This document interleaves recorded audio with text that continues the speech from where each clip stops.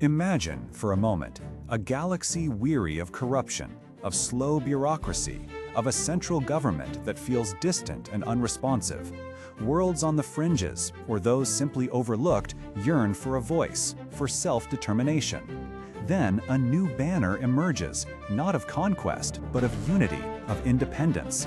It promises a collective of free systems rising together against a perceived tyranny. It sounds appealing, doesn't it? A beacon of hope for countless citizens across the stars. This was the genius of what came to be known as the Confederacy of Independent Systems, or the CIS. The very name itself was a masterstroke of political engineering. Think about it. Confederacy implies a voluntary joining, a mutual agreement amongst equals. Independent systems speaks to autonomy, to worlds charting their own course, free from external control. It painted a picture of a noble alliance, a grassroots movement born of necessity, of oppressed worlds simply seeking to escape the clutches of a stagnating republic. It was designed to inspire, to attract, to legitimize. But beneath this polished, appealing surface lay a meticulously constructed lie, a dark secret orchestrated by one man, Count Dooku. He presented himself not as a warlord, but as the head of state, a title imbued with profound political legitimacy. This wasn't a military dictator, or so it seemed, but a statesman leading a sovereign entity. Dooku understood that the appearance of legitimate governance was paramount, and so he went further. He established a separatist parliament, a body designed to mirror the democratic processes of the very republic they claimed to despise. This parliament, with its debates, its representatives, its apparent legislative functions, was a crucial part of maintaining the illusion. It suggested that decisions were being made through consensus, through the will of the people, rather than by the decree of a single individual, or indeed a shadowy Sith Lord. Every aspect of the CIS's public presentation was carefully curated. Their rhetoric spoke of freedom, of justice, of economic parity, contrasting sharply with the Republic's perceived overreach and corruption. They offered a vision of true self-governance, a decentralized power structure where worlds could thrive without the stifling embrace of a distant Coruscant.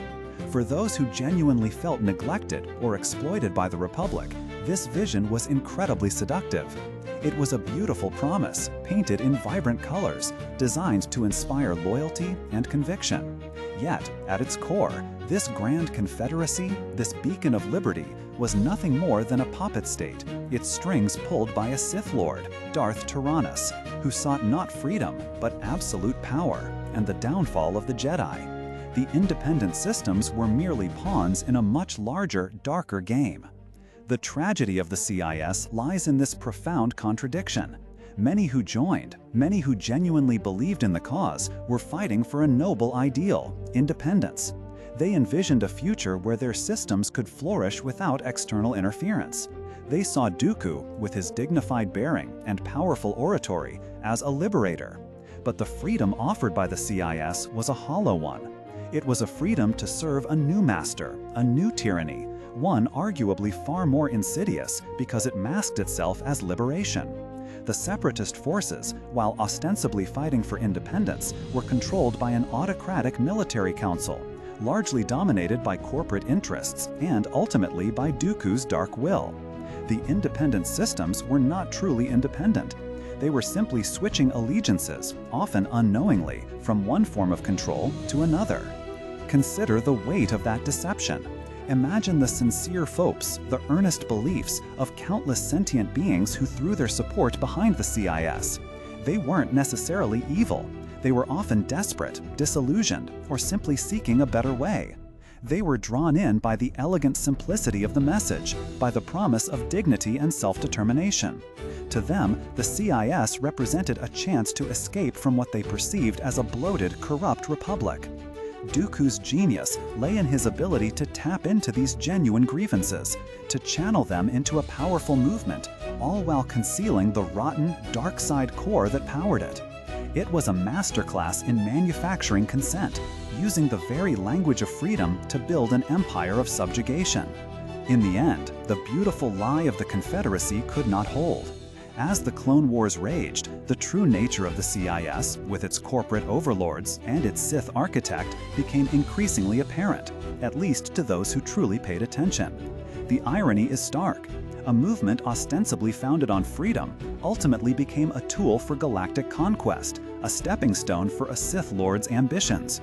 The story of the CIS serves as a potent reminder of how easily powerful rhetoric, carefully crafted narratives, and the illusion of legitimate governance can mask the darkest of intentions. It shows us how appealing a noble lie can be, especially when it promises to solve deeply felt problems, and how crucial it is to look beyond the surface, to question the motives, and to seek the truth behind even the most compelling of visions. What are your thoughts on Dooku's masterful deception? Did the CIS ever truly feel like a legitimate alternative to you, or was its dark side always too apparent? Share your insights and reflections in the comments below. And if you enjoyed this exploration of the deeper layers of Star Wars lore, consider following for more thoughtful dives into the galaxy far, far away. Thank you for listening.